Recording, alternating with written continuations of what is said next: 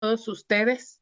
Es un honor para mí nuevamente darles la bienvenida a nuestra sesión académica ordinaria con un tema pues muy importante que es la evolución clonal en leucemia mieloblástica aguda. Y para ello, pues qué mejor que el doctor Andrés Gómez de León, un gran hematólogo conocido por todos ustedes, quien forma parte de la mesa directiva de nuestra agrupación mexicana para el estudio de la hematología, quien ha pues coordinado en forma magistral todos los eventos académicos y además es creador de muchas cosas que se han ido innovando durante esta mesa directiva. Y también pues tenemos dos grandes ponentes internacionales que ya el doctor Andrés los va a presentar y que pues abordarán temas muy importantes desde cómo se desarrolla la leucemia mieloblástica aguda, el síndrome mielodisplásico, hasta qué hacer en el caso de una leucemia mieloblástica aguda en recaída, que siempre cuando un paciente con leucemia recae, para todos nosotros es un gran conflicto tratar de lograr que vuelva a entrar en remisión. Pues sin más preámbulos, pues le doy la palabra al doctor Andrés Gómez de León. Muchas gracias a todos por estar aquí. Muchas gracias, doctor Ángeles, por la amable presentación. Y bueno, para mí es un privilegio estar aquí con ustedes y hablar de este tema que es la evolución clonal en LMA, tan importante en esta sesión ordinaria. Vamos a empezar por recordarles que se avecina nuestro próximo congreso y ya es pues una de las últimas sesiones que vamos a tener antes de este evento. Y bueno, hay que recordarles que este congreso pues es el evento académico más importante de hematología del país. Queremos contar con la presencia de todos ustedes. Vamos a tener sesiones académicas, educativas, abstracts, sesiones de desarrollo profesional para profesionales de laboratorio, enfermería. Va a haber un día para los residentes, para los profesionales que están en entrenamiento, y vamos a tener también espacio para los grupos de trabajo y todos los grupos de interés en enfermedades en especiales que puedan interactuar y hacer algo de networking. En fin, pues va a ser un evento muy completo. Estamos muy contentos con el programa, con profesores de calidad internacional como los que van a ver el día de hoy. Entonces, pues los esperamos en el Congreso, además en un lugar del cual no hemos escuchado una sola queja hasta el momento. Entonces, estamos muy contentos y los esperamos muy pronto en Puerto Vallarta. Nuestra próxima sesión, y me parece que la última de esta mesa directiva, al menos antes del Congreso, va a ser el 17 de septiembre y vamos a tener la presencia del doctor Lipton, experto en leucemia mieloide crónica del Princess Margaret, y de la doctora Olga Cantú, profesora de hematología, también experta en el MC, quien trabaja en el Hospital Universitario de Monterrey. Entonces vamos a hablar de este tema el 17 de septiembre a la misma hora de siempre. Entonces les pedimos ahí que se registren para que puedan entrar a la próxima sesión. Y regresando al tema de leucemia mieloblástica, hay que agradecer el apoyo a Astellas por poder hacer realidad estos eventos sin ninguna restricción. Gracias a su patrocinio, pues podemos compartir esto de manera gratuita para toda América Latina en español, con traducción simultánea, sin costo. Y bueno, nos ayudan con todo el tema de los gastos logísticos y burocráticos y la transmisión, etcétera. Entonces, bueno, pues muchas gracias a esta compañía por su patrocinio. Y bueno, voy a presentar a los dos ponentes que tenemos el día de hoy. Vamos a empezar con el doctor Lee Grimes. El doctor Grimes es un experto en la patología del cáncer, en la biología molecular.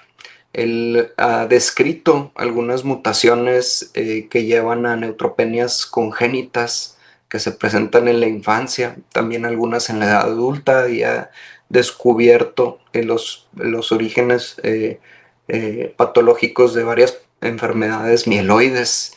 Tiene publicaciones en las revistas más importantes del mundo del tema de la LMA, por ejemplo, de mielodisplasia, de neoplasias mieloproliferativas, en revistas como Nature y Blood. El doctor Grimes dirige un laboratorio que lleva su nombre en el Hospital de Niños de Cincinnati. Entonces, un privilegio tener aquí al doctor Grimes, que nos va a platicar sobre el desarrollo de la leucemia mieloide aguda y la mielodisplasia, porque nos da a los seres humanos. Y después, para darle una traducción clínica a este problema, le listamos a la tarea a mi amigo Fabio Pires. El doctor Fabio es hematólogo, doctor en medicina por la Universidad de Sao Paulo. Él es experto en leucemia aguda, tiene un entrenamiento en el MD Anderson, en la clínica de leucemia, bajo la dirección del doctor Jorge Cortés. Y Fabio regresó a Sao Paulo y trabaja como hematólogo en el Hospital Israelita Albert Einstein, que es probablemente la institución líder de investigación y desarrollo en hematología de todo el país de Brasil. Es donde él tiene la posición del jefe del grupo de leucemia aguda. Y bueno, pues es un hematólogo muy destacado, con muchas investigaciones y trabajos. Y bueno, hemos trabajado inclusive juntos y tenemos varios proyectos activos de momento con otros investigadores del grupo de leucemias nacional y de otros países. Entonces, Fabio nos va a platicar algo que es muy cercano a lo que vivimos nosotros en México sobre el MA en recaída. Entonces, recordándoles que pueden escuchar la presentación en el idioma de su preferencia, ya sea en español o en inglés. Fabio es brasileiro, pero nos va a hablar en inglés y lo pueden escuchar en ese idioma. Y al final no se olviden de descargar su constancia para que recuerden que se genera de manera automática y que la AME no las guarda. Entonces descárguenlas en el momento para que puedan recibir su crédito. Y al final, como siempre, les pedimos que nos llenen esta encuesta de calidad para que podamos siempre mejorar, para darles un mejor servicio y una mejor atención. Y bueno, ahí nos pueden poner todo lo que ustedes gusten y manden sin ningún tipo de restricción. Entonces, sin más por el momento, vamos a empezar con el doctor Lee y después pasamos con Fabio para cerrar la sesión de preguntas. Muchas gracias.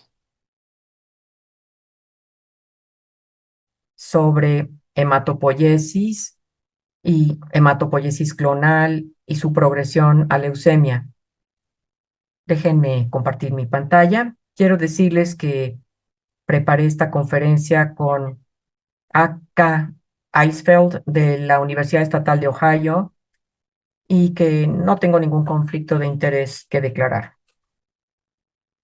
Primero que nada, quiero revisar lo que seguramente ustedes saben, y eso es que la leucemia mieloide aguda, en su clasificación, se basa en la morfología de los blastos, cuando ustedes hablan con su hemopatólogo, pero también en anomalías cromosómicas específicas que crean oncoproteínas de fusión y que conducen la leucemia a subtipos específicos, así como mutaciones que para las que hacemos secuenciación, y la incidencia o coincidencia de estas mutaciones en general es lo que crea los diferentes tipos de leucemia mieloide aguda y los diferentes riesgos.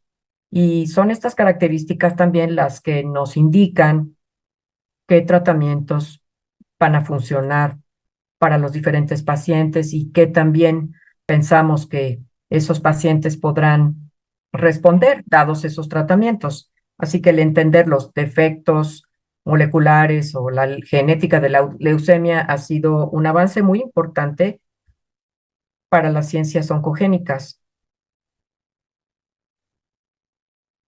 Bien, antes de que empiece la diapositiva, es importante saber que en la hematopoiesis uno nace con cierto número de clonas de células madre diferentes que crecen, digamos, al igual que crece un bebé físicamente, pues también las células madre crecen y en algún momento dado las células madre dejan de dividirse, salen del ciclo celular, entran en una latencia profunda y cada una de ellas crea una clona individual. Y estas clonas pueden o no producir sangre en cualquier periodo de tiempo, en un momento dado. Y la producción de esos tipos de sangre que van a producir las clonas de células madre individuales va a ser diferente. Por ejemplo, en experimentos en ratones podemos ver que los trasplantes individuales de células hematopoyéticas producen megacariocitos o sobre todo neutrófilos. Y claro, hay muchas células madres que producen todas las estirpes de células sanguíneas y por supuesto que no hay ninguna célula madre dedicada de una sola estirpe, sino que todas ellas están en su nicho, muy contentas, creciendo, y esto ocurre en ese proceso. Y entonces la incidencia de las mutaciones dentro de esas clonas va a afectar su capacidad para competir con otras clonas por la producción de sangre. Así que, en otras palabras, estas células madres sanguíneas, que hay muchas en el cuerpo, pueden captar una mutación con un BAF o frecuencia de alelos muy baja y entonces van a empezar a dividirse anormalmente, produciéndose a sí mismas y logrando la dominancia. Y a esto se le llama hematopoiesis clonal de potencial indeterminado. Eh, Todas estas son mutaciones somáticas que por lo general se encuentran en la malignidad mieloide, pueden ser muy importantes para el diagnóstico de LMA o para dilucidar el esquema de tratamiento del paciente, pero por sí solas se encuentran en estas células madre y van a impulsar a la célula madre a que logre la dominancia. Y el rol de estas, dentro de esta, o sea, las mutaciones en realidad van a descarrilar este mecanismo de autorrenovación dentro de la célula madre, lo que lleva a la dominancia. Pero como veremos, también tiene un efecto sobre la progenie que va a llegar a la clona de las células madre. Y a eso es lo que va a impulsar una especie de retroalimentación de la cual sigue la patología. Bueno, ya vimos que lo que podemos decir de estos defectos es que al tener una citopenia de significado indeterminado clonal o CCUS son en realidad mutaciones somáticas que se encuentran en las malignidades mieloides y la variabilidad, la frecuencia alélica es como del 2% o mayor, pero después la diferencia entre estas dos, como ustedes saben, es que el paciente llega con algo y en cuanto se hace la secuenciación del paciente, se encuentra que hay algo mal. Y luego, a medida que las mutaciones van creciendo con el tiempo, esa clona o clonas del individuo van a empezar a desarrollar síndromes mielodisplásicos o neoplasias, y entonces va a haber por lo menos una citopenia más displasia en más de 10% de la médula ósea, y entonces ya sea que se generen un mayor número de blastos y esto es lo que va a determinar el síndrome mielodisplásico, SMD del que estamos hablando. Se les debe de agrupar a estas clonas por morfología o por lesiones genéticas. Algunos pacientes van a morir por los síndromes mielodisplásicos, SMD, por también las citopenias, pero muchos de ellos van a progresar en su enfermedad y van a evolucionar a una leucemia mieloide aguda. Y aquí tenemos un aumento en los blastos a más de 20%. Y se agrupan por morfología de las lesiones genéticas que definen la enfermedad, como dijimos antes. Ahora, ¿qué tan normal es la hematopoiesis normal? Habiendo dicho eso, alguien con una hematopoiesis clonal o CH, en realidad no se presenta en la clínica, sino que los encontramos buscando la secuencia de ADN en el sistema sanguíneo. No hay citopenias, pues serían CCUS. Entonces, lo que entendemos va en especie de retrospectiva después de la secuenciación de esas personas. Al principio de la vida podemos encontrar un número tremendo de células madre y como dijimos, algunas de ellas son productoras, otras no productoras en un momento dado. Y cuando producen, puede variar de manera individual entre las clonas de células madres y compiten unas contra otras. A esto se le llama aptitud. A medida que la célula madre se divide, recibe un golpe en cuanto a los errores que se cometen en la replicación del ADN y habrá una acumulación de ciertas mutaciones ciertas mutaciones somáticas y puede ser totalmente insignificantes, pero en algunos casos, con mutaciones y un subconjunto clave de genes de hematopoiesis clonal, va a haber una expansión de esas células y entonces esto ya no se va a interpretar, sino dentro de muchas décadas, no se va a captar. La hematopoiesis clonal que ocurre en la etapa de la adultez inicial no se interpreta como células hematopoyéticas anormales, son hasta, digamos, más allá de la edad media. Entonces, como veremos dentro de un momento, las células monocíticas producidas por algunas de estas, especialmente la proteína TET2, digamos que es parte del ciclo de control de la metilación, llevará a células monocíticas que tienen una vía de señalización inflamatoria anormal que realmente afecta los eventos cardiovasculares, así como la evolución hacia leucemia. Entonces, la progresión de hematopoiesis clonal tiene algunas causas tempranas, como por ejemplo la edad, que ya me comentamos, y que no se va a interpretar sino dentro de décadas.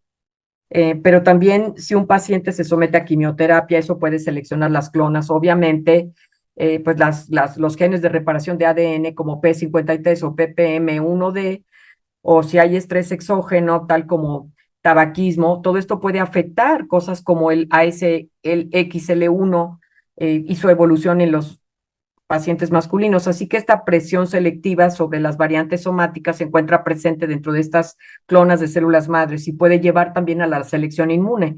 Y también existe la deriva estocástica, en otras palabras, son eventos aleatorios de la vida que pueden afectar a las clonas hematopoyéticas o CCUS para convertirse directamente en LMA.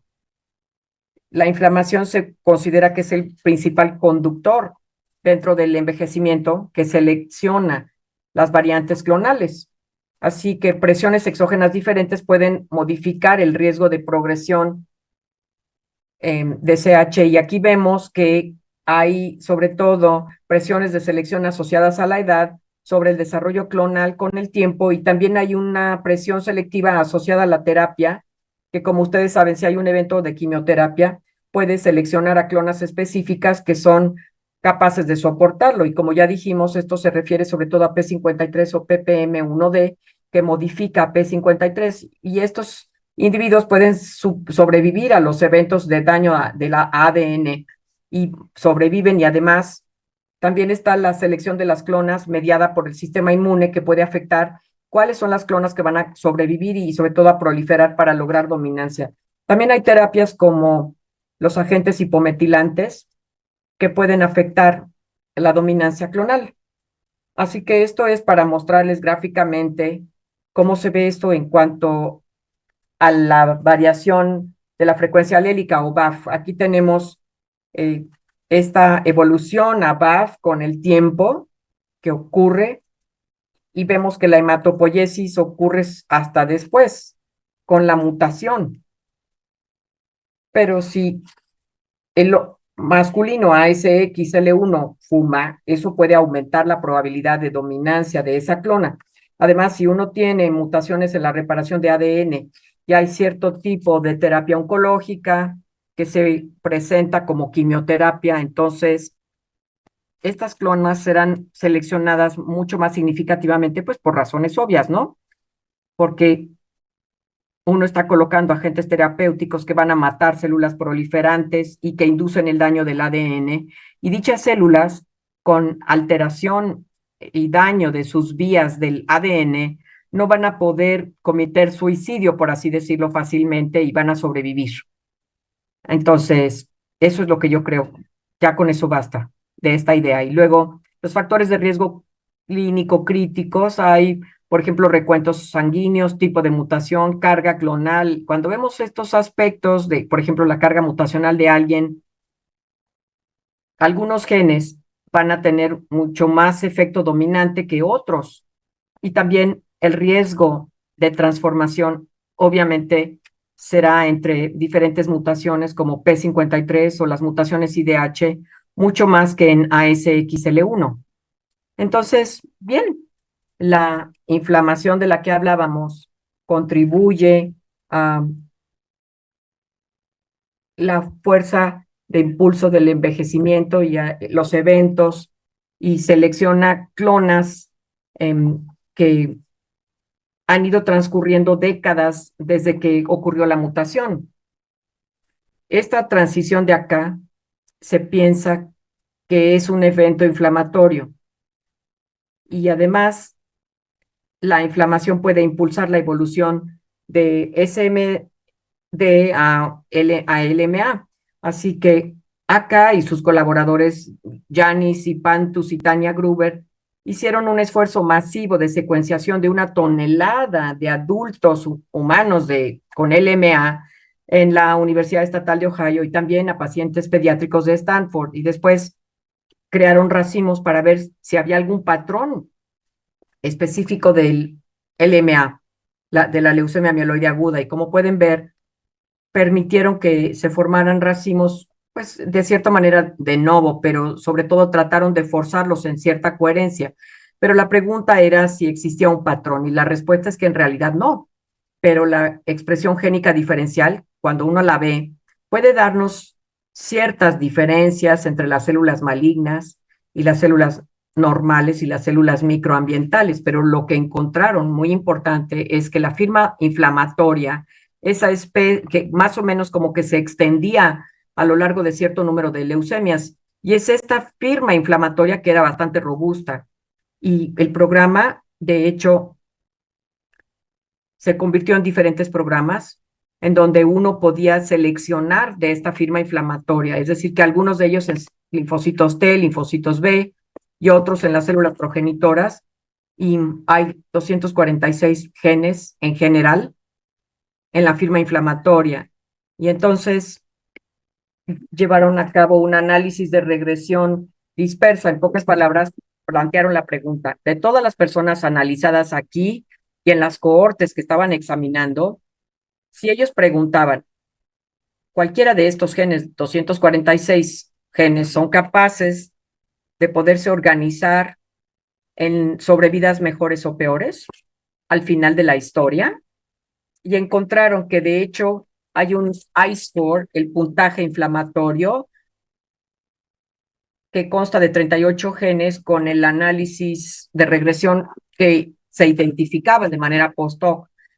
Y estos son pacientes para los que, o sea, no son los pacientes que llegan a la clínica, sino son pacientes para los que se tienen anotaciones sobre su tratamiento y se sabe qué ocurrió con ellos y se les puede preguntar al análisis de regresión, pedirle que identifique los genes para poder realmente disecar poblaciones de pacientes. Y lo más interesante, saber a quién le va bien o mal, pero lo más interesante es que esa firma puede surgir asociada a conductores moleculares, así que tenemos NPM1, una oncoproteína bien conocida, eh, con ITD, pero que está muy relacionada con el I-score.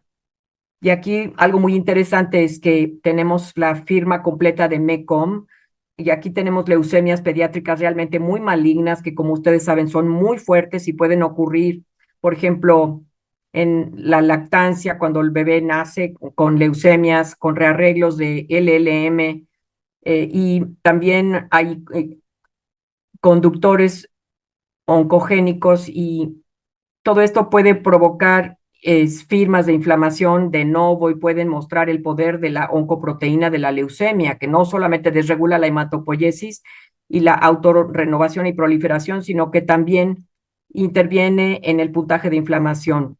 Así que hubo menos de 60 personas con casos favorables en términos de la sobrevida de estos pacientes. Si eres una persona con un riesgo intermedio, entonces la diferencia es menor, pero sigue siendo significativa, digamos a 0.001. Y también aquellos con padecimientos adversos que mejoraban los desenlaces de algunas de las personas, solo separándolas de aquellos con o sin el puntaje, el I-score o el puntaje de inflamación, y observarán que a medida que el puntaje empeora y empeora, pues hay más pacientes. Aquí tenemos 18, 54 y 112 con el puntaje de inflamación o el I-score. Aquí el resumen sobre el hecho de que el rol del microambiente realmente determina la forma de la leucemia mieloide aguda y también el grado de inflamación asociado con las características genéticas, pero sigue siendo bastante diverso.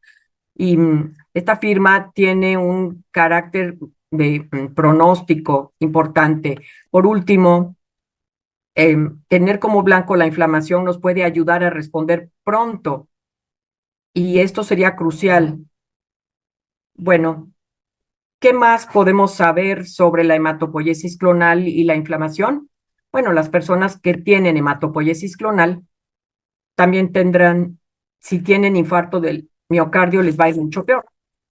Y se piensa que esto es porque sus monocitos producen un nivel más alto de interleucina 1 beta que puede ser un blanco clínico. Y algunos pacientes vemos, por ejemplo, la mutación TET2 muy pronto, de la que hablábamos antes. Así que básicamente las mutaciones somáticas en TET2, digamos que la edad impulsa esto a hematopoiesis clonal, la célula productora de TET2, en otras palabras, la célula hematopoyética con mutación TET2, que forma parte de la clona. En la hematopoiesis clonal, esas células van a producir una cantidad anormal de interleucina 1 beta y esos macrófagos deficientes en tetos producen interleucina 1 beta y van a afectar todo tipo de células aguas abajo. Así que este es el tipo de proceso que va a impulsar ese desenlace adverso para estas personas con isquemia. Podemos decir que quedan muchas preguntas por responder en este campo. ¿Acaso la respuesta al tratamiento mediante secuenciación de nueva generación se relaciona con LMA, si está afectada por NPM1C, que es muy inflamatoria, o cómo es el riesgo de inflamación, o cómo es el riesgo de recaída? Y si tenemos la inflamación como blanco en LMA, especialmente en las etapas tempranas, podríamos mejorar la respuesta al tratamiento y la sobrevida. Entonces, la transformación, ¿acaso lo podríamos hacer? La transformación de la enfermedad vinculada a la inflamación, a la estratificación de riesgo, es muy importante y la respuesta al tratamiento y la recaída, pues también están ligadas a la inflamación. Así que el I-score y su capacidad para ver los desenlaces, me gustaría asegurarme de que también se den cuenta de que podemos bisecar las diferentes mutaciones. En otras palabras, ya les dije antes que hay una asociación entre las mutaciones específicas y el I-score, pero quería yo tocar base rápidamente y decirles que incluso en un grupo coherente de personas, todos con ASXL1, aquellos que tienen un mayor puntaje de I-score que los otros tendrán peor resultado. Y lo mismo se puede decir de los con SRSF2 y los pacientes relacionados a síndrome mielodisplásico. Así que básicamente, pues eso es lo que les quería decir el día de hoy. Y que si tienen estas clonas que compiten con mutaciones en genes específicos, aquí les destaqué TET2 porque es un conductor de la inflamación, estas personas no aparecerían en la clínica, o sea, no tienen citopenias. Cuando se le desarrolla una, se les llama CCUCs, o sea, citopenias clonales de significado indeterminado. La inflamación puede impulsar a síndrome mielodisplásico y después a LMA. Y la consistencia de la inflamación, de hecho, afectará cómo responderá la persona a la terapia y cómo le irá en el largo plazo. Bueno, básicamente, esta es una excelente revisión, la que se hizo en este artículo publicado en 2023 sobre las células mutantes TET2. Y básicamente nos muestra que este ciclo, un ciclo nefasto de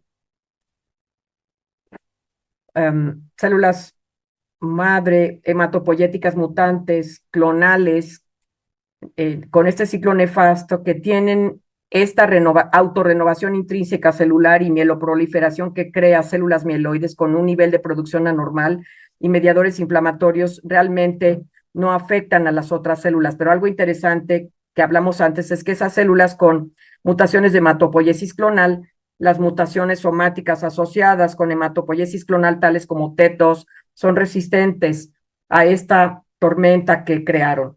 Y esto les permite, en cierta manera, las otras células se suprimen y ellas ganan dominancia. Entonces, creo que eso es básicamente lo que les quería contar y espero que hayan disfrutado la presentación. Muchas gracias. Hola, buenas noches. Soy Fabio Santos, soy hematólogo y trabajo en el Hospital Israelita Albert Einstein en Sao Paulo, Brasil. Y primero quisiera disculparme por no hablarles en español. Espero que la próxima vez que me inviten pueda yo presentar en español, pero por ahora, por desgracia, voy a tener que hablarles en inglés. Y también me gustaría agradecer al doctor Andrés Gómez de León por la invitación para estar esta noche con ustedes y hablar sobre tratamientos para LMA en recaída. Es un honor para mí y un gran placer hacerlo. Así que sin entretenernos más, vamos a comenzar. Estos son mis conflictos de interés.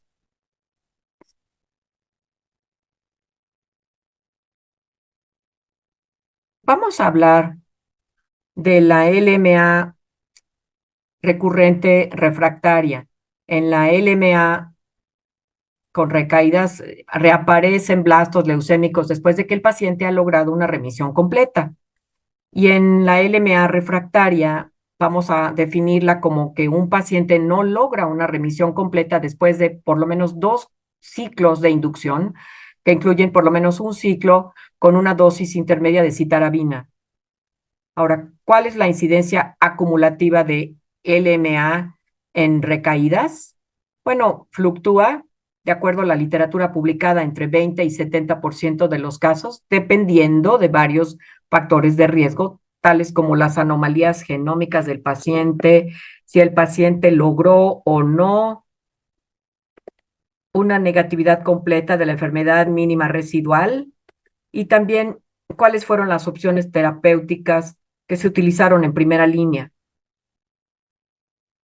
En esta diapositiva podemos ver los desenlaces en sobrevivencia en pacientes con LMA recurrente refractaria, que en general son muy malos. Antes de hablar del primer rescate en pacientes en primera recaída, el resultado en sobrevida es de 6.3 meses en en el primer rescate. El segundo el rescate, 4 meses. El tercer rescate, menos de 3 meses. Y estos desenlaces provienen del Centro Oncológico del MD Anderson. Y casi todos los pacientes que fueron tratados con quimioterapia intensiva con una variedad de esquemas para rescate, se vieron estos resultados. Y es importante, por lo tanto, pues tener los números en mente cuando uno detecta la enfermedad, porque la mayoría de las veces, la mayor parte de los pacientes que presentan LMA con recurrencia o recaída van a morir por la enfermedad. La mayoría de ellos, de hecho, va a morir en unos cuantos meses.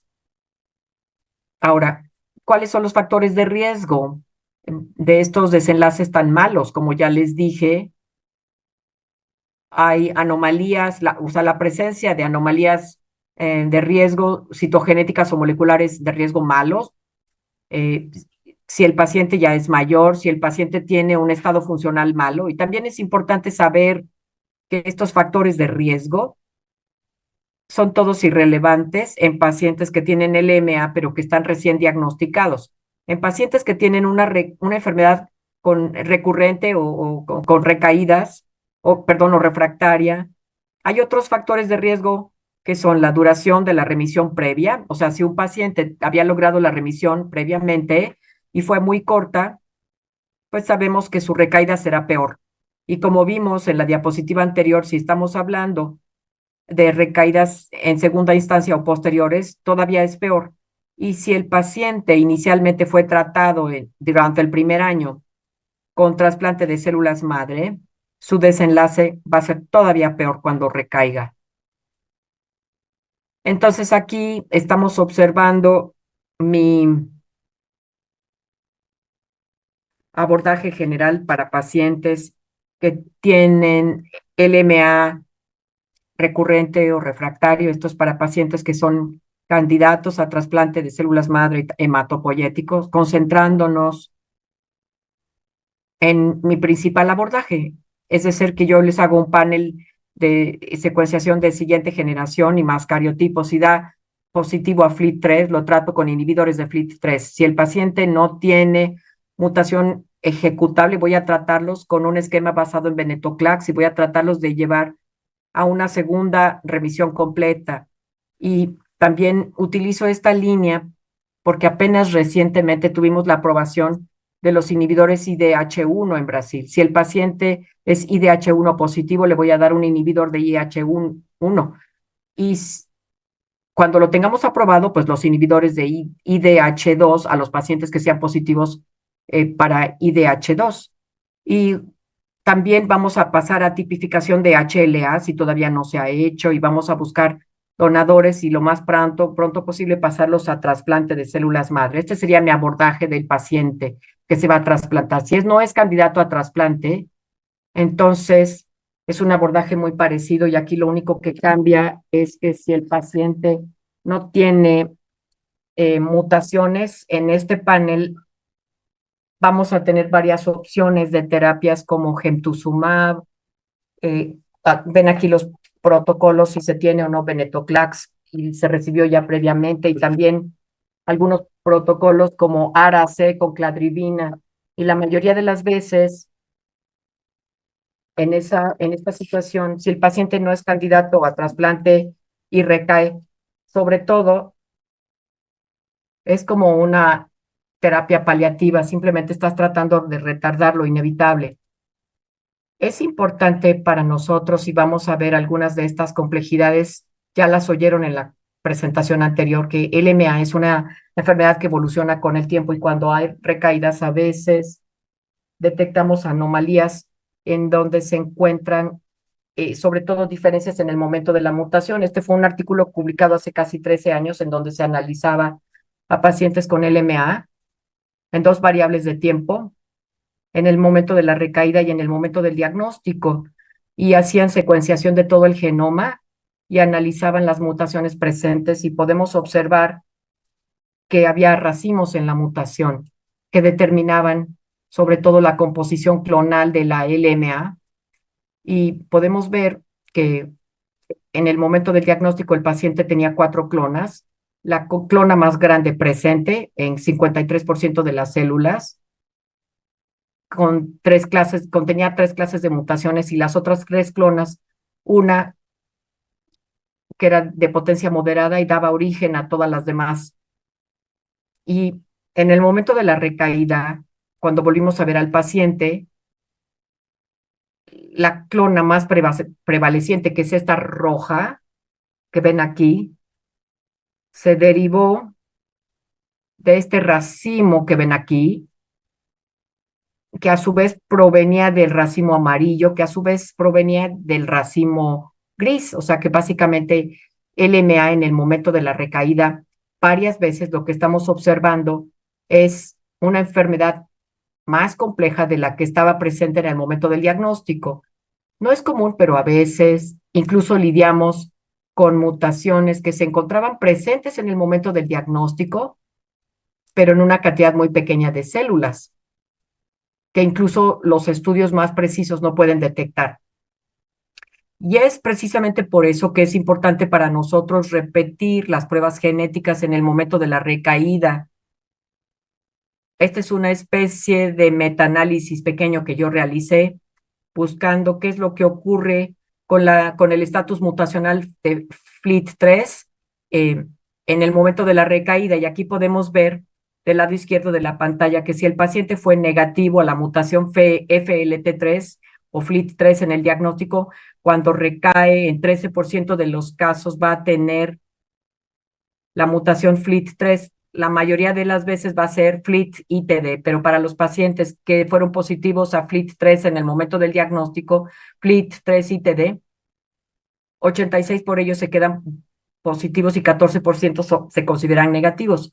Y aquí para los pacientes que son positivos a FLT-TKD en el diagnóstico, 63 de ellos se van a volver FLT3 negativos. Por eso es importante que ustedes evalúen no solo FLT3, sino también otras mutaciones para poder definir mejor cuál será su abordaje cuando haya una recaída con estas mutaciones. Así que básicamente en este momento lo que uno puede considerar,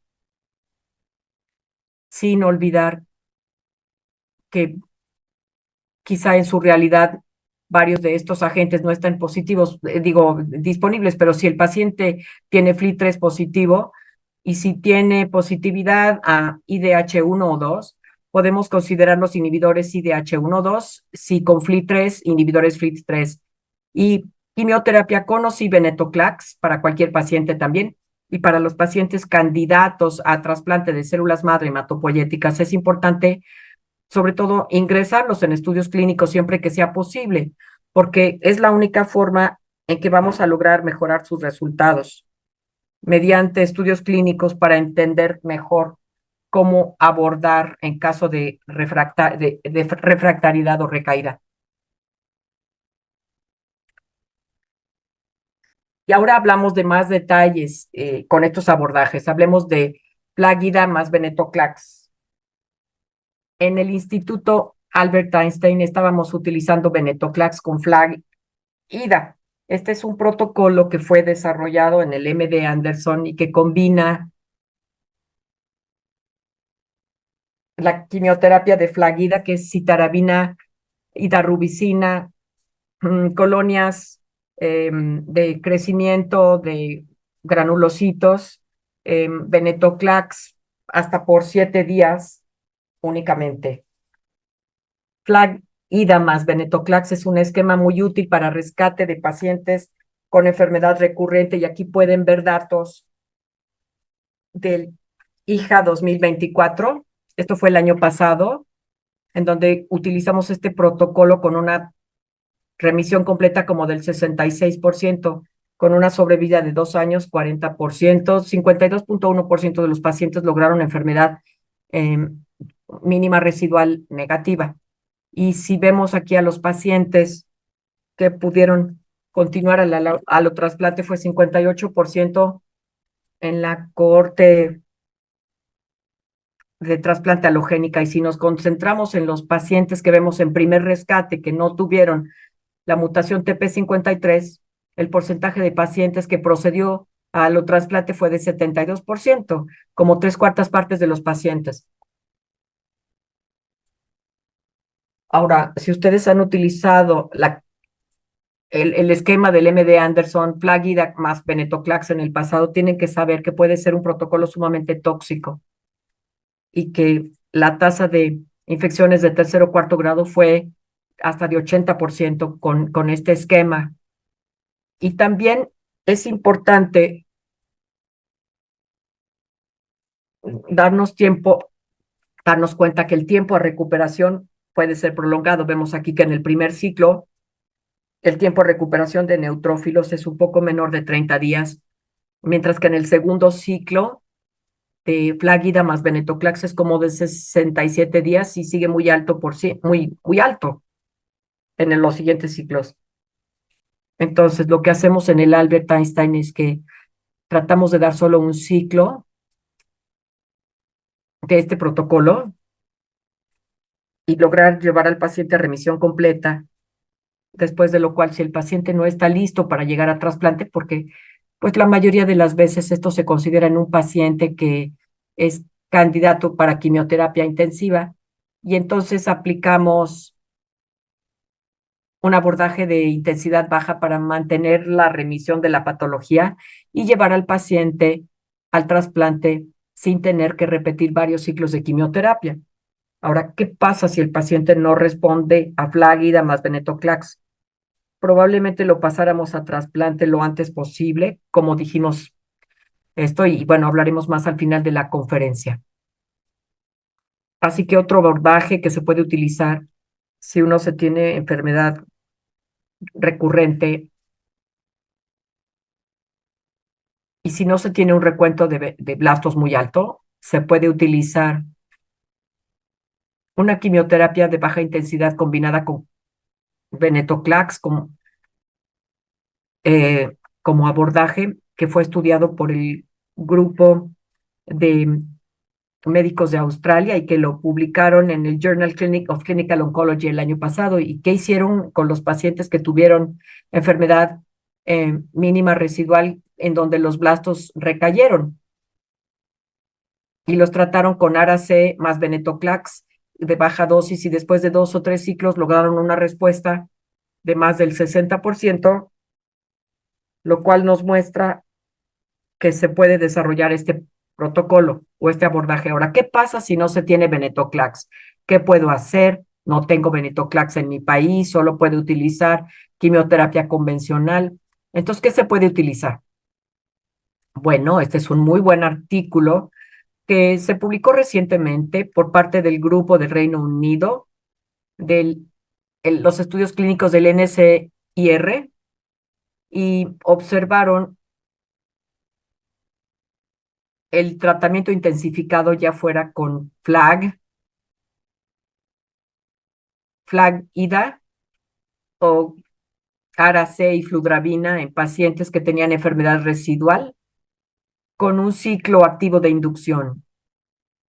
Se concentraron sobre todo en pacientes, digamos, jóvenes, si tenían, más bien en el grupo de los de 50 a 70 años, más bien eran los que eran elegibles para estos ciclos. Ahora, ¿qué pasaba? Si el paciente recibía la primera inducción, por lo general la primera inducción era una combinación de daunorubicina con citarabina, y si el paciente no alcanzaba remisión completa o sí la alcanzaba, pero tenía enfermedad mínima residual positiva, entonces se les aleatorizaba entre otro ciclo de Ara-C más daunorubicina, un ciclo de FLAG-IDA, otro ciclo de daunorubicina más cladravina más Ara-C. Así que aquí estamos hablando de 3 abordajes diferentes, uno de ellos el del centro, que es un esquema de quimio muy intenso, el tercero que es parecido al ciclo de inducción,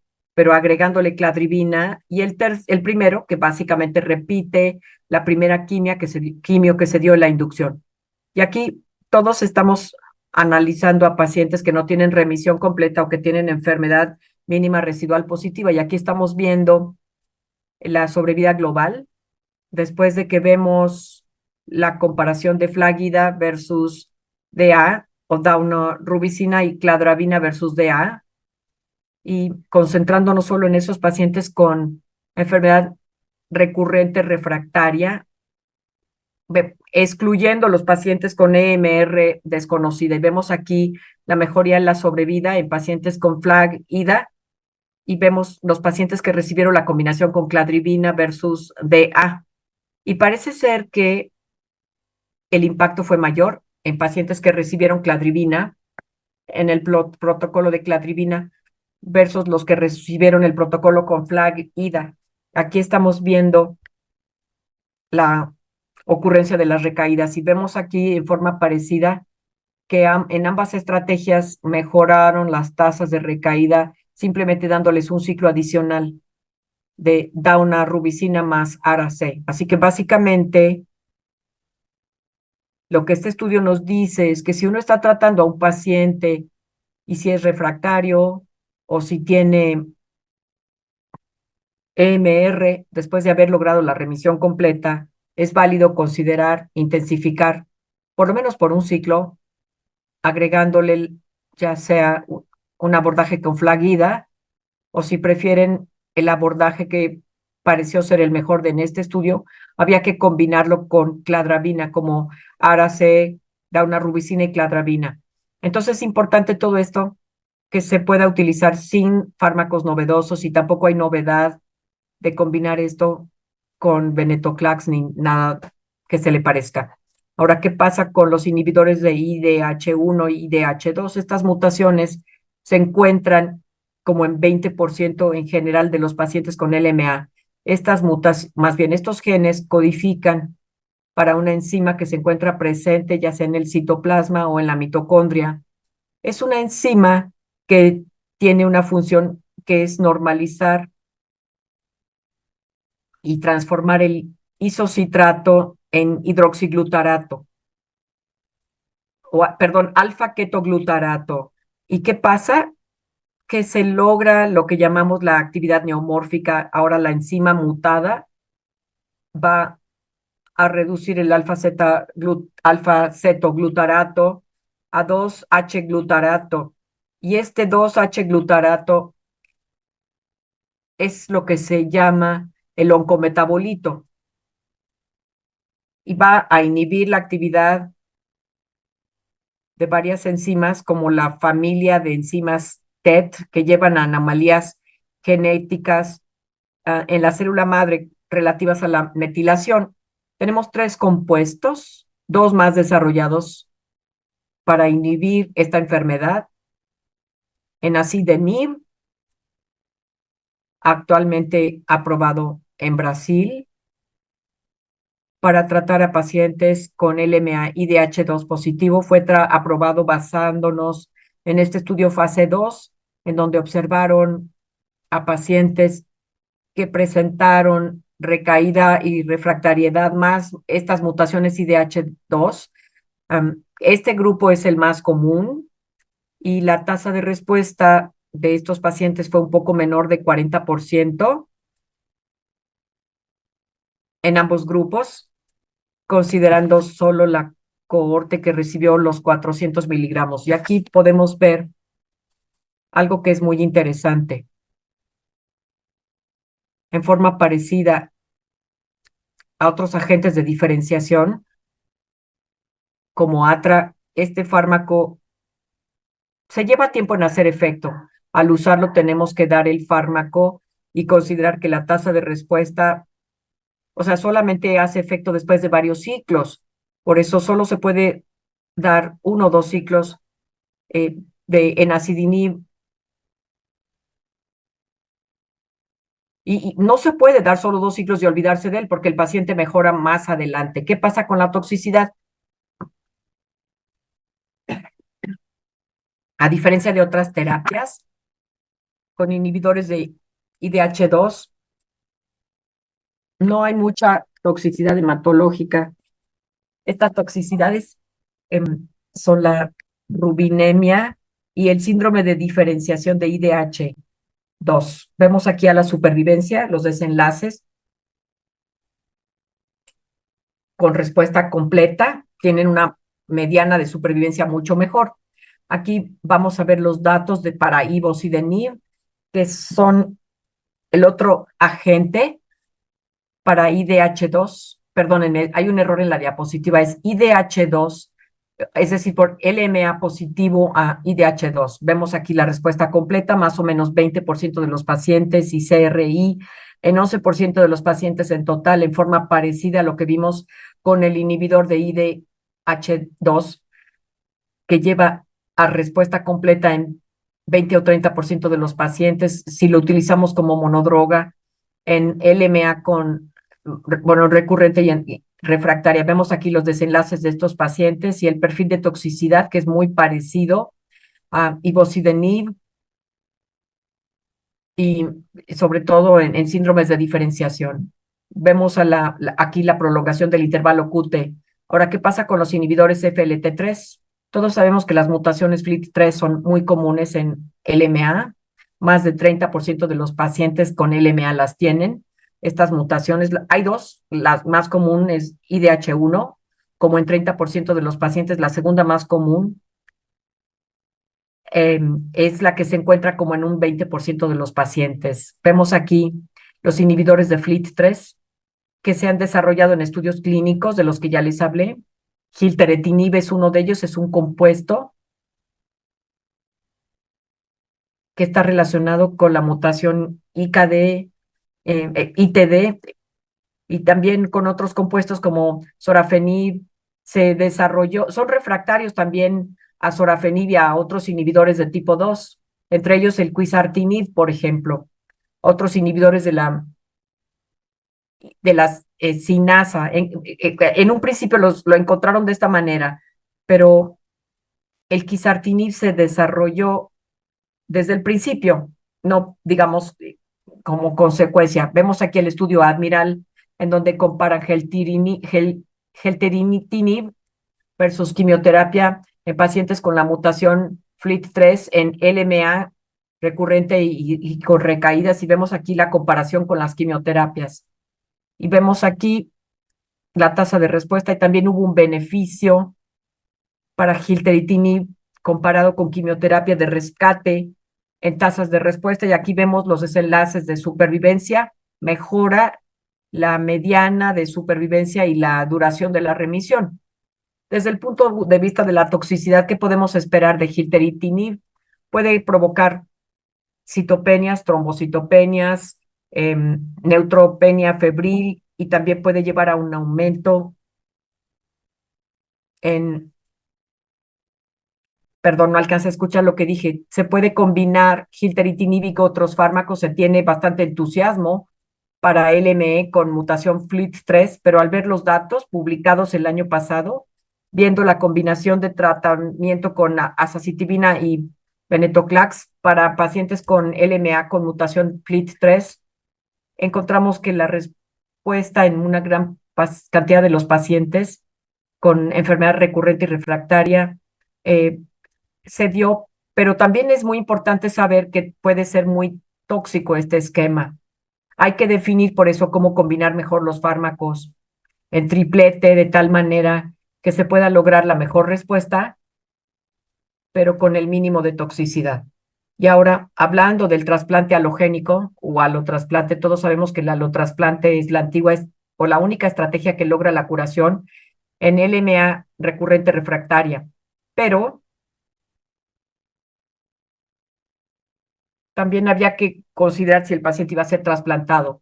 O sea, había que considerar hacer el trasplante lo antes posible o darle una quimio de rescate y darle otros agentes quimioterapéuticos y luego cuando lograran la remisión pasarlos a trasplante. El estudio ASAP fue un estudio en Alemania publicado el año pasado en Lancet Hematology y trata de responder justamente a esta pregunta.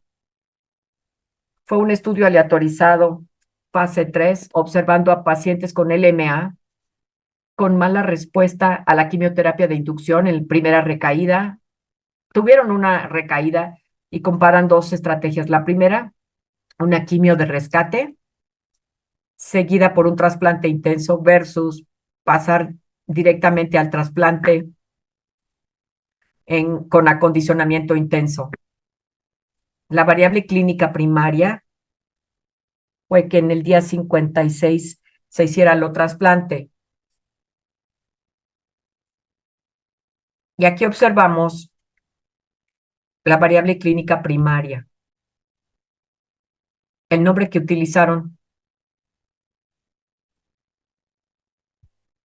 es un poco confuso, siempre me confundo en cuál de los brazos es cuál estrategia, pero la de control de la enfermedad es cuando pasa uno directamente al trasplante y la de remisión con inducción es cuando uno trata de llevar al paciente a remisión. Lo que mostraron es que la tasa de remisión completa en el día 56 en general era parecida entre los dos brazos. Y como esto fue un estudio de no inferioridad, la no inferioridad de pasar al paciente directamente a trasplante quedó comprobada versus hacerle una quimioterapia de rescate. Y aquí vemos la supervivencia global comparada con las dos, la remisión y control de la enfermedad. Sin embargo, este estudio se llevó a cabo en Alemania y hay que recordar que nosotros en América Latina tenemos muchas limitantes que no existen en Alemania. Entonces, ¿qué es lo que vamos a considerar? Número uno, que a nivel basal casi 2/3 de los pacientes ya tenían un donador identificado en el grupo de control de la enfermedad. Es decir, esto facilita mucho el que uno pase al trasplante. En segundo lugar, segunda limitante, que la mediana de tiempo a trasplante fue de apenas un poquito más de un mes en el control de la enfermedad. Yo no sé sobre ustedes, pero la mayoría de las veces aquí en Brasil, incluso en el Albert Einstein, que es un muy buen hospital, podemos reaccionar muy rápido cuando lo necesitamos, pero no llegamos a esto. Nos lleva 2 o 3 meses la mayoría de las veces, y eso cuando trabajamos muy rápido. Y que la mediana de tiempo sean 4.4 semanas me parece asombroso.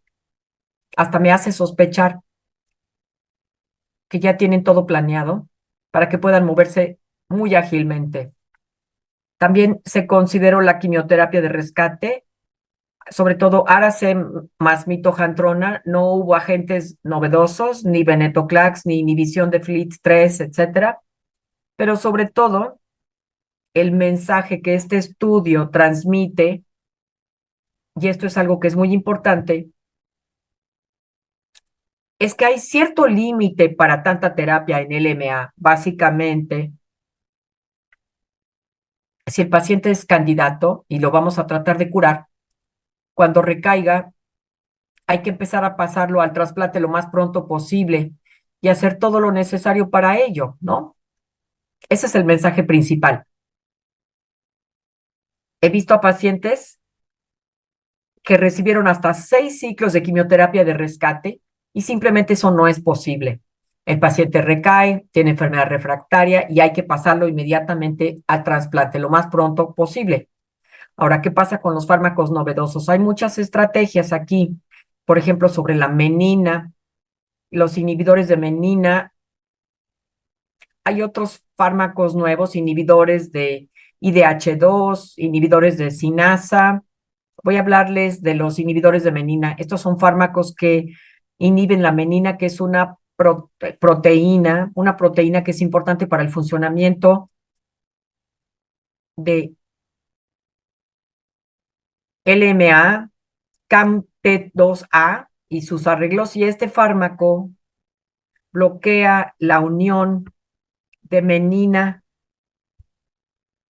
a estos genes, y vimos ya datos publicados sobre revumenib, que es el primer inhibidor de menina en pacientes con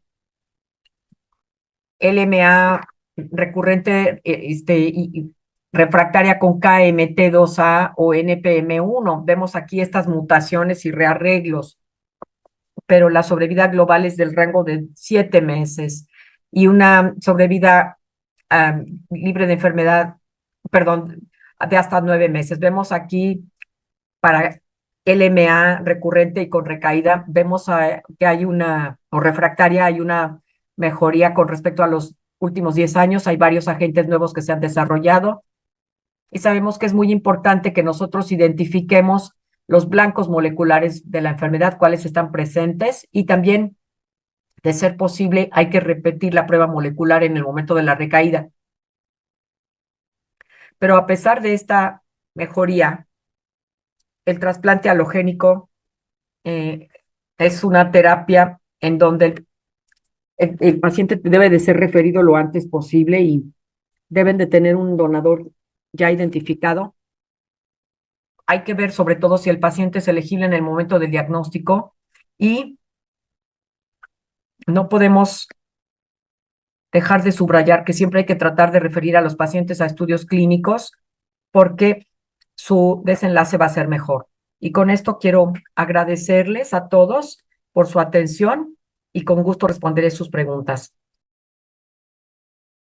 Muchas gracias al doctor Lee Grimes y a Fabio por sus presentaciones brillantes, un gran repaso de esta enfermedad tan complicada. Desafortunadamente el doctor Lee no se pudo conectar a la sesión de preguntas y respuestas, pero aquí entre Fabio y yo vamos a hacernos garras con las preguntas más difíciles que le dejaron al doctor. Entonces vamos a empezar aquí con las preguntas que tenemos en el chat. Nos preguntan cuál es el panorama de la disponibilidad de inhibidores de FLT3 en Brasil. Es decir, cuáles medicamentos están disponibles tanto en el sistema público como en privado.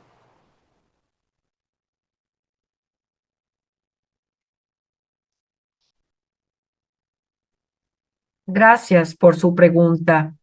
Ahora, solo tenemos 2 inhibidores de FLT3 disponibles en Brasil. Está la midastaurina, disponible solo para terapia en primera línea, combinado con quimioterapia, y también tenemos dituritinib, disponible solo para rescate de pacientes FLT3 positivos. Por desgracia, estos ambos fármacos solo en el sistema privado. Todavía no hay este fármaco para la mutación en los hospitales privados, públicos. se existe en los privados, no en los públicos. Espero que en el futuro tengamos también Quizartinib, pero hasta ahora solamente estos dos son los que contamos con ellos. Sí, es muy similar en México. Y bueno, le preguntaría también al doctor si están usando gilteritinib en pacientes como mantenimiento post-trasplante. Por ejemplo, alguien que tuvo una recaída con FLT3, recibe gilteritinib y llega a trasplante, ¿pueden utilizarlo como mantenimiento post-trasplante? Y si sí, ¿lo están utilizando o no?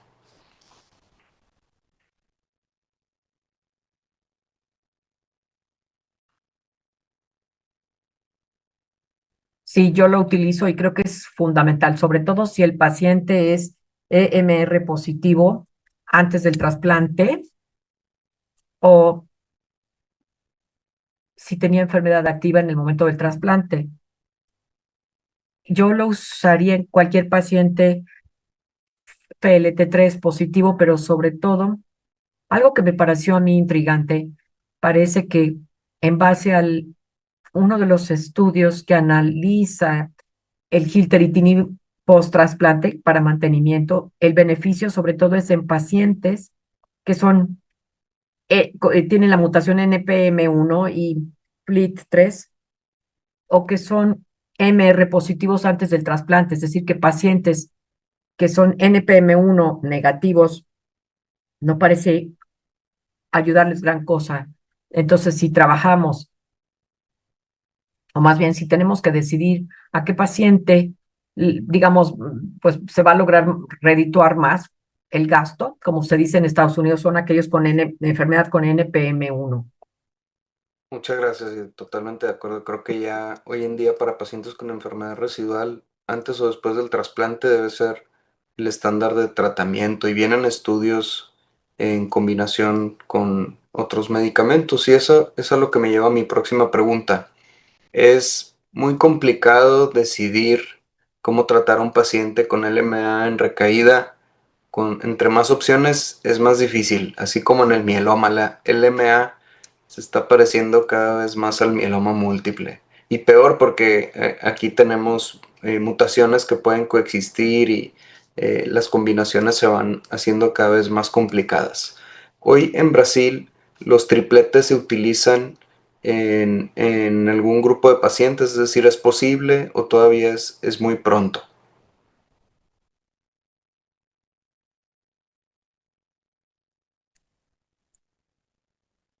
Estoy totalmente de acuerdo contigo. Yo creo que la cuestión con los tripletes es que vamos a empezar a utilizarlos más y más en el futuro aquí en Brasil, pero hasta ahora yo diría que solo en unos cuantos casos selectos los hemos usado.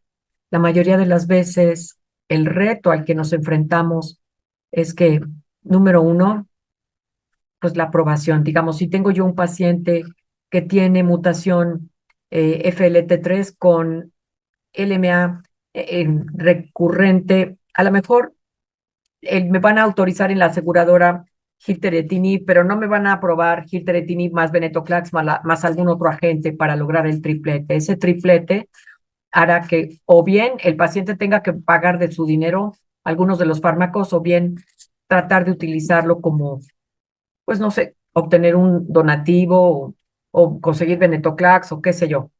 Pero tenemos algunos pacientes, pero no tantos, que no es algo que hagamos de rutina, pero yo creo que en el futuro, a medida que estos estudios sigan mejorando, entonces la combinación va a ir adquiriendo impulso y quizá en el futuro vamos a utilizar más las combinaciones. Yo creo que también esto es algo que, no sé, quizá debiéramos de cambiar la forma en que consideramos las aprobaciones, porque si tú sigues buscando a subgrupos cada vez más pequeños de pacientes, va a ser muy difícil para nosotros llevar a cabo estudios aleatorizados muy grandes, ¿no? Que nos van a llevar muchísimo tiempo sin saber los resultados. Entonces, quizá tengamos que empezar a adoptar la terapia en base a resultados de estudios más pequeños que vean un número más pequeño de pacientes, ¿no? Y esto requiere cambiar de mentalidad.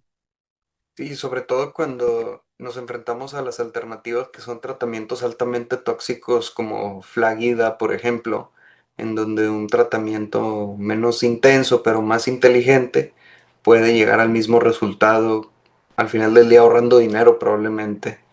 Entonces es difícil, aunque querer hacerlo, no poder y nos falta algo de información, pero probablemente es mejor idea en algunos escenarios.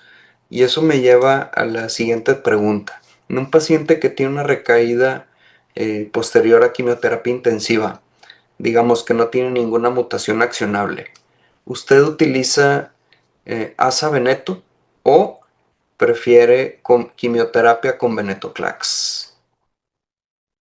Si fuera una persona joven sin comorbilidades.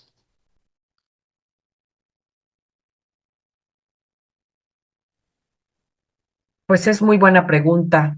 Y yo diría que mi abordaje inicial sería que si, primero que nada, es el primer rescate y no ha recibido ningún tipo de terapia, absolutamente, entonces probablemente yo trataría de darle algo como Flag más venetoclax. O sea, eso sería como que mi primer abordaje.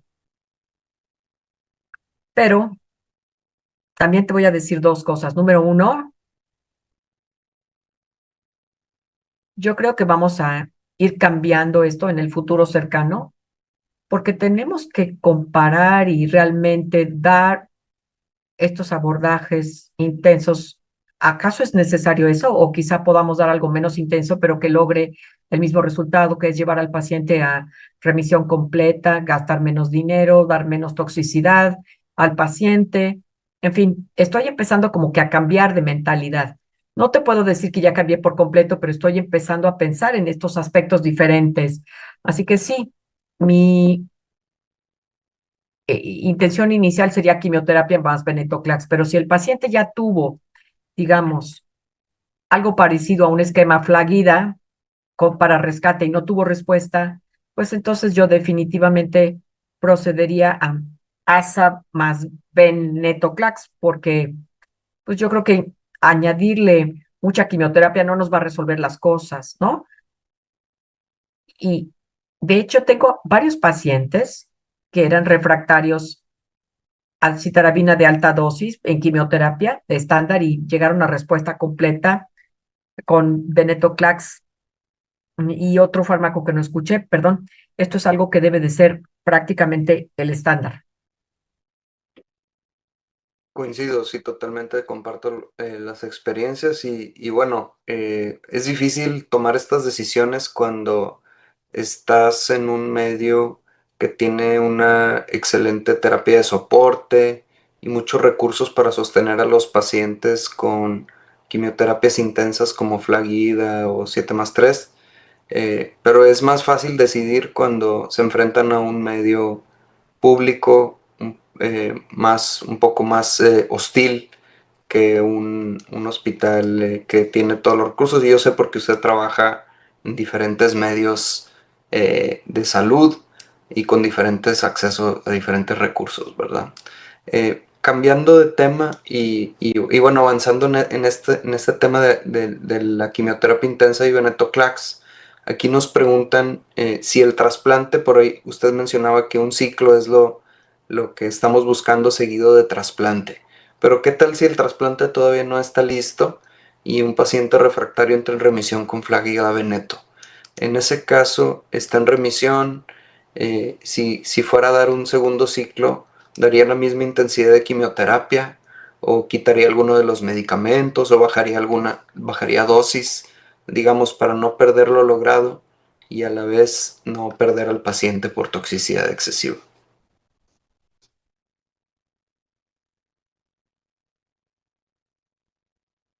Muy buena pregunta.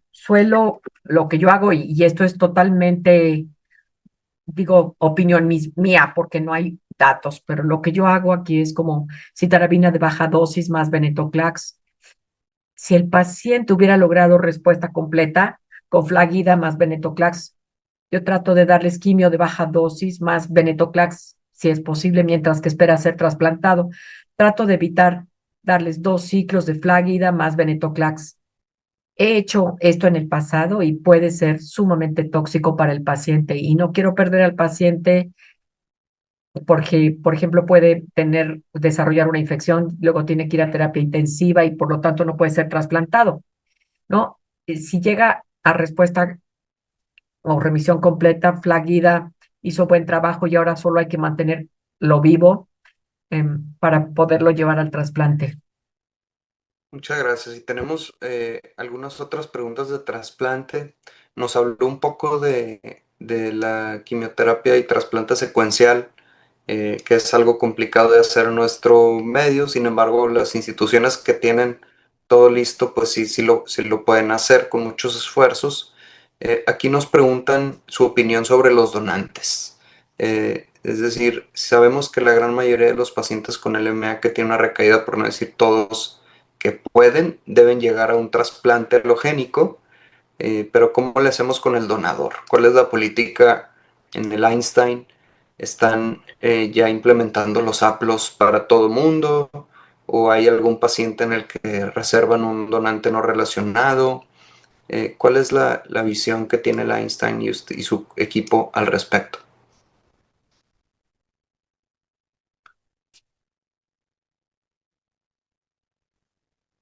Gracias, es muy buena pregunta. Y ahora, básicamente lo que yo creo es que hay dos cosas que tenemos que considerar al decidir el tipo de donador. Número uno, pues, ¿cuál es el donador idóneo? Y número dos, ¿cuál es el donador más factible?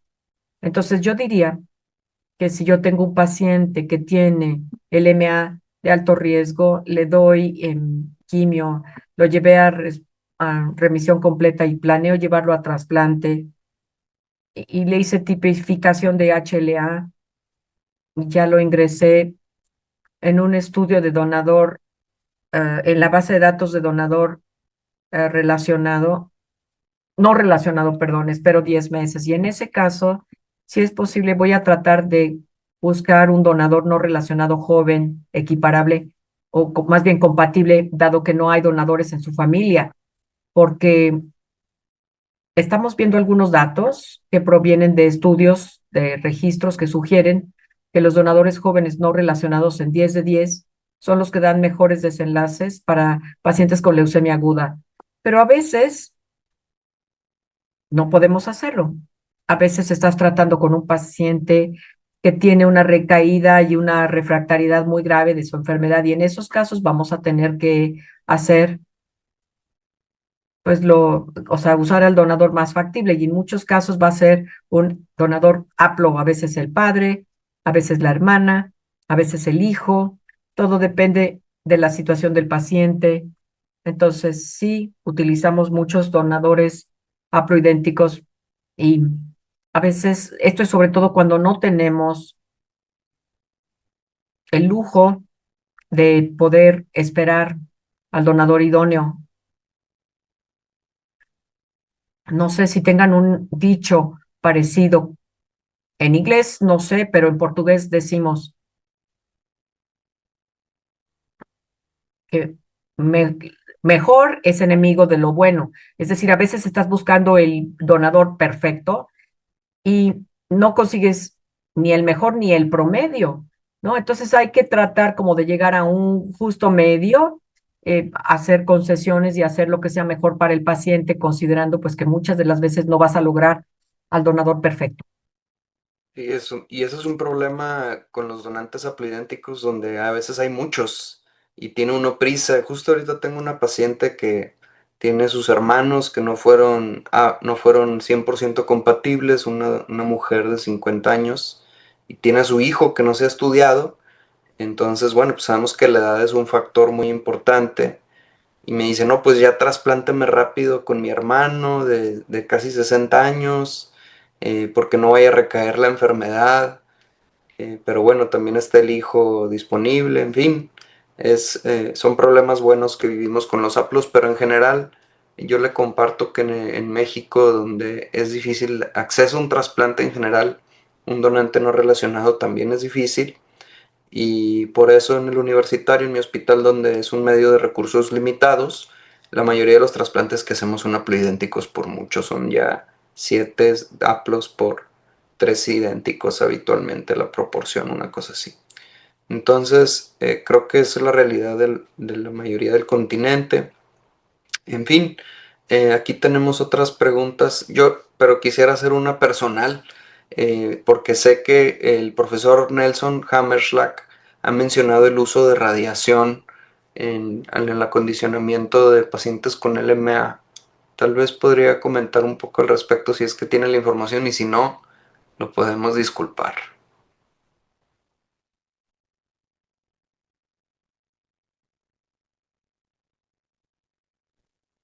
No, está bien.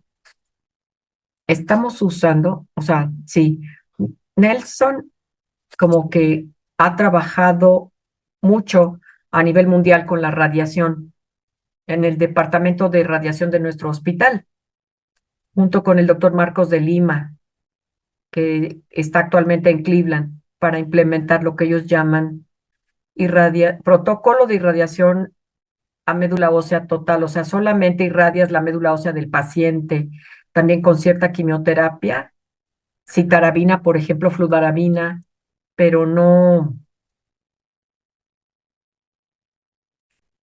es como si fuera una mieloablación, no los dos juntos, y básicamente el protocolo es muy bueno, es intensivo, es casi mieloablativo, pero puede ser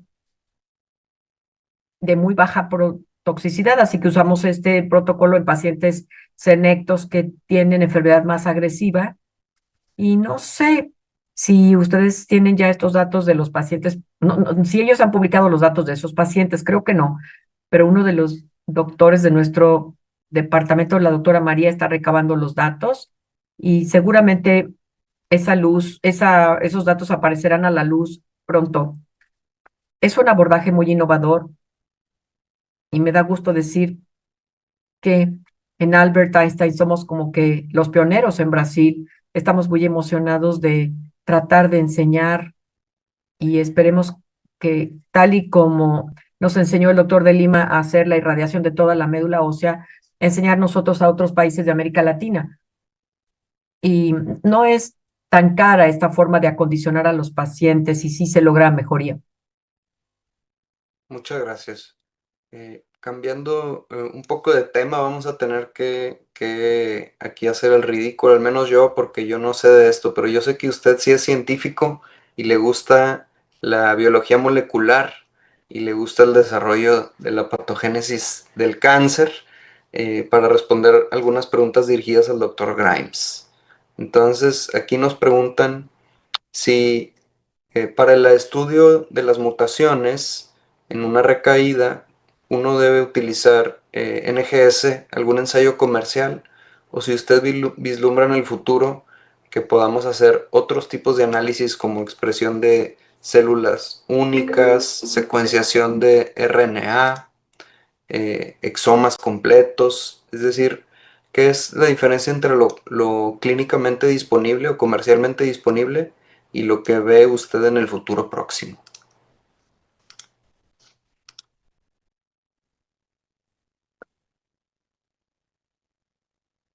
Gracias, me gusta mucho esta pregunta, ¿eh? De verdad, sobre el estudio de la patogenia de la leucemia. Básicamente, tenemos que tener cuidado aquí porque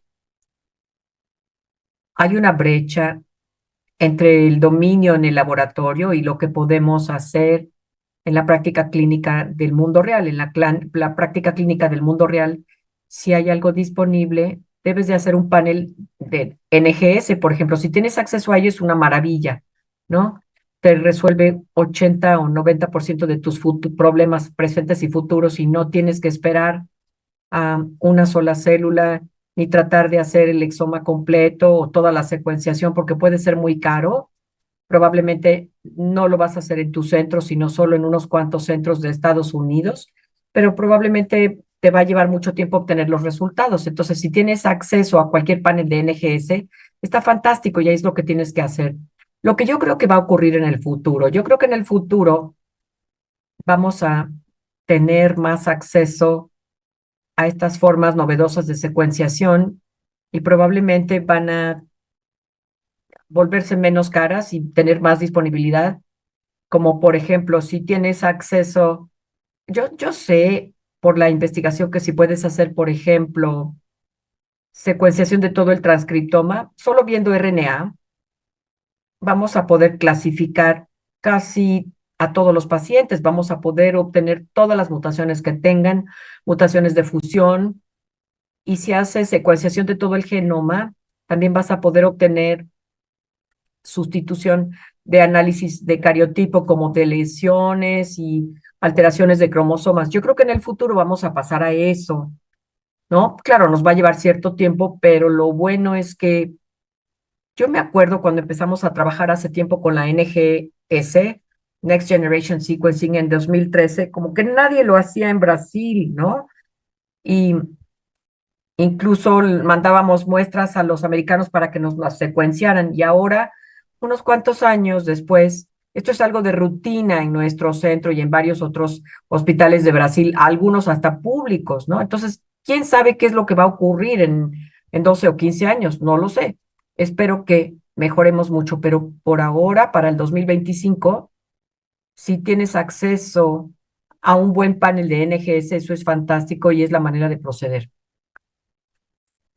Maravilloso, totalmente de acuerdo. Aquí el doctor Moisés Xolotl nos pregunta en relación a lo que mencionaba el doctor Grimes sobre el rol de la inflamación en la progresión clonal, si usted cree factible que esto se pueda modificar de manera temprana y que podamos actuar antes de que ocurra la evolución clonal. ¿Qué le pareció estos hallazgos de la inflamación y qué cree que qué rol pudieran tener? Porque es algo que se está descubriendo, pero simplemente no hablamos de ello en el escenario terapéutico de LMA.